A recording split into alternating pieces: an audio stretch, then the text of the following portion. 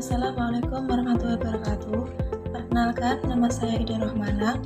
Di sini saya akan menjelaskan mengenai laporan rancangan pengukuran kinerja di bidang Biro 2 pada bagian umum dan kepegawaian di Universitas Islam Nahdlatul Ulama Jepara.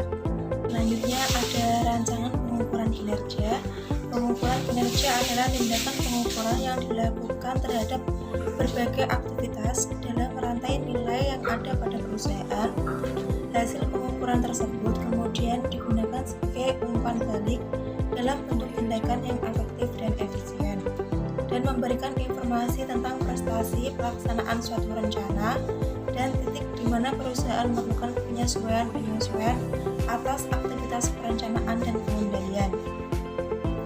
Menurut Hassen dan Woman 2004, pengukuran kinerja terbagi menjadi dua kelompok, yaitu tradisional dan kontemporer.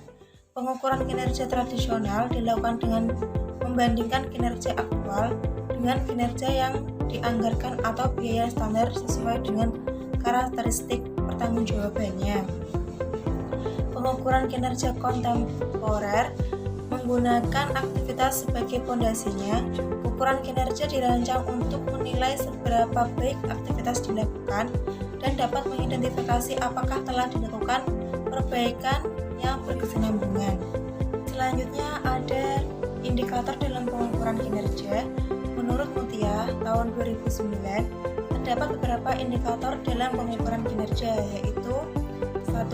Indikator kinerja input atau masukan, yaitu indikator yang dibutuhkan agar pelaksanaan kegiatan dalam menghasilkan keluaran yang ditentukan, misalnya dana, SDM, informasi, dan lain sebagainya.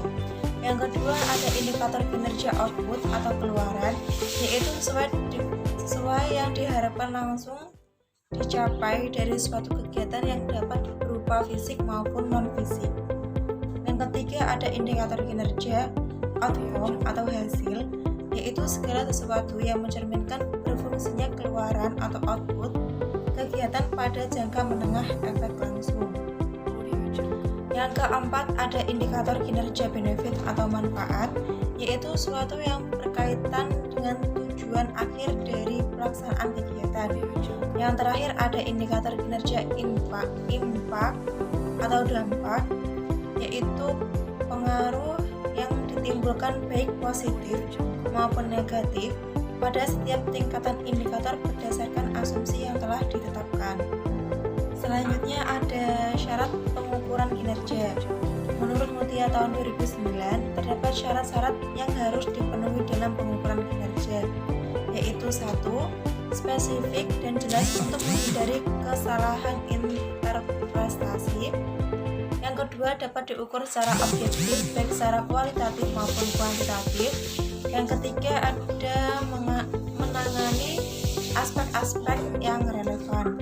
Yang keempat, harus penting atau berguna untuk menunjukkan keberhasilan input, output, atau hasil atau outcome.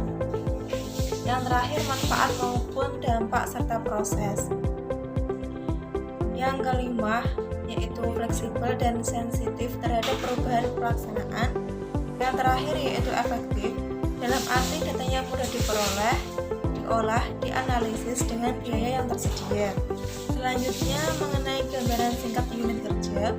Dalam Biro Bidang 2 ini ada Kepala Biro Bidang 2, selanjutnya ada bagian perencanaan dan evaluasi, ada bagian keuangan dan aset, dan yang terakhir ada bagian umum dan kepegawaian.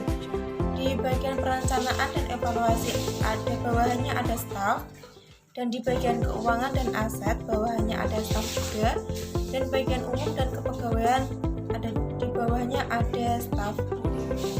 Selanjutnya ada pengukuran kinerja. Dari hasil wawancara kami tentang metode pengukuran kinerja yang dipakai pada Biro Bidang 2, yaitu menggunakan sasaran kinerja pegawai atau SKP. Penilaian prestasi kerja PNS terdiri atas unsur sasaran kerja pegawai dan unsur perilaku kerja. Sasaran kerja pegawai yang selanjutnya disingkat yaitu SKP adalah rencana kerja dan target yang akan dicapai oleh pegawai negeri sipil atau PNS. Yang terakhir yaitu kesimpulan. Berdasarkan hasil penelitian yang telah kami lakukan pada kantor Biro Bidang 2, Bagian Umum dan Kepegawaian di Universitas Islam Nahdlatul Ulama Jepara mengenai rancangan pengukuran kinerja dengan menggunakan sasaran kinerja pegawai atau sering disebut SKP dapat disimpulkan sebagai berikut. 1. Pada bagian umum dan kepegawaian dalam pengukuran kinerja yang ada di kantor Biro Bidang 2 pada umumnya sudah sangat baik, akan tetapi harus segera menyusun KPI dan SKP.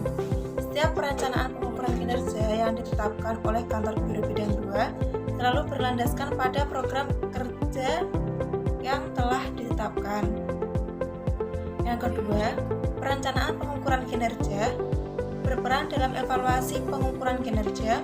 Perencanaan pengukuran kinerja merupakan patokan bagi organisasi dalam melaksanakan tugas dan kewajiban yang dihadapi oleh organisasi tentang segala sesuatu yang berkaitan dengan kepentingan masyarakat.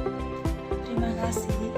Mungkin cukup itu yang bisa saya sampaikan mengenai hasil laporan wawancara kami terhadap Biro Bidang 2 Bagian Umum dan Kepegawaian. Apabila ada salah kata, mohon maaf. Wassalamualaikum warahmatullahi wabarakatuh.